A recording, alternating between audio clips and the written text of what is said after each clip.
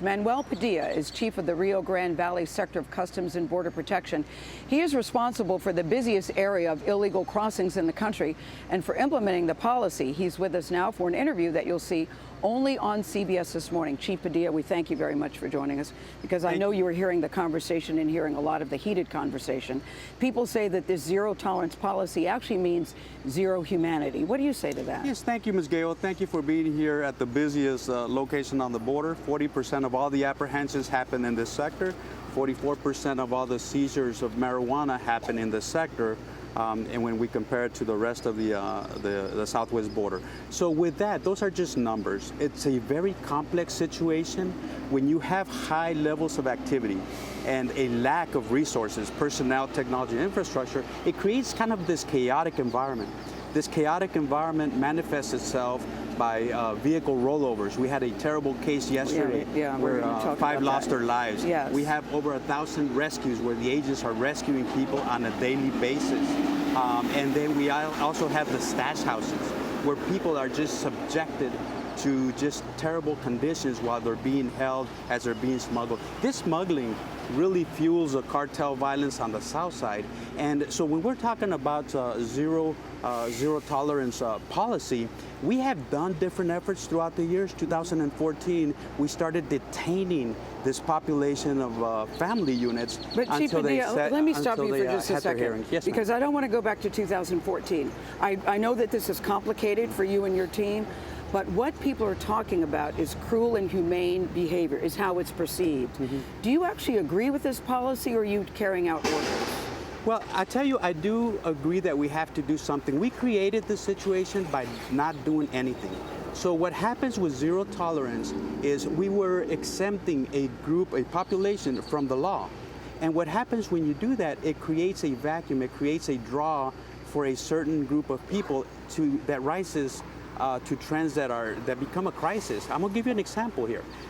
Because we were releasing family units, we were not taking any action. May 2nd, just last month, we had an MS-13, full-blown MS-13, accompanied by his 1-year-old child. He thought that he was going to get released into the community. That was not the case. But help us understand how we are seeing the pictures and hearing the stories of mothers and children who their children. I met a woman yesterday where they were separated for 6 days, who was fleeing because she was afraid of gang violence. Help us understand why some of the families are being told that your children are going to be taken to given a bath and they don't see their children. How is that okay? So very respectfully, Ms. Gayle, that's misinformation that is out there. There's a story about removing a child from a breastfeeding mother. Absolutely not true. But I'm not talking about that. Every family member gets a sheet with information to keep track of their child, to get information where that child is, Chief Padilla, and they're all reunited at the... Where I was yesterday, I had parent after parent tell me they weren't told where their child was going, that their child was just being taken away, that they had no way to communicate with their children. That's not misinformation. That's someone that I heard with my own ears and was talking to the people. Yes. That is misinformation, very respectfully. So let me give you another piece of context. How is it misinformation if they're saying it to me? Are they not telling the truth to me? Well, no, we have a sheet that we give, and we came out with a sheet that we give to the parents because that was a potential gap of information. Parents just being, apart from their children need information what is going to happen. So there's a information sheet that explains the entire process. You violated the law.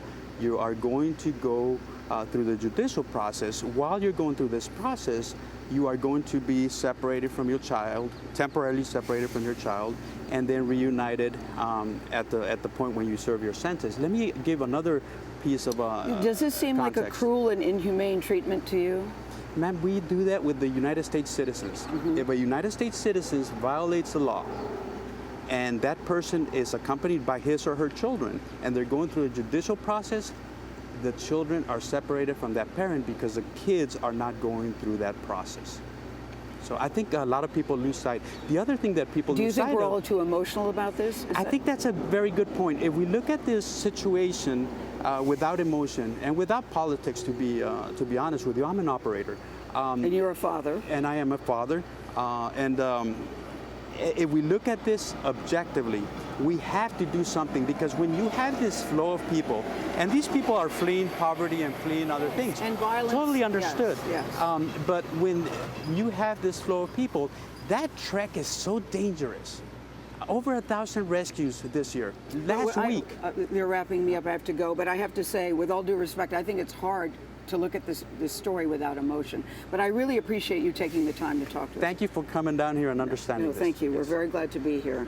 We will have more from South Texas in our next half hour. But right now, let's send it back to John and Norah and Alex in New York. Okay, Gayle, thanks so much. Very complicated situation here. I think what the chief didn't exactly explain is the change in zero tolerance policy that's led to these increases, which is treating these parents that come in as criminals. Once you start doing that, then you have to separate the children from them, and that's what creates the new conditions in addition to all the old conditions. Right. Yeah. We'll have a lot more on this. Yeah, we're going to explain that decision and the policy change coming up.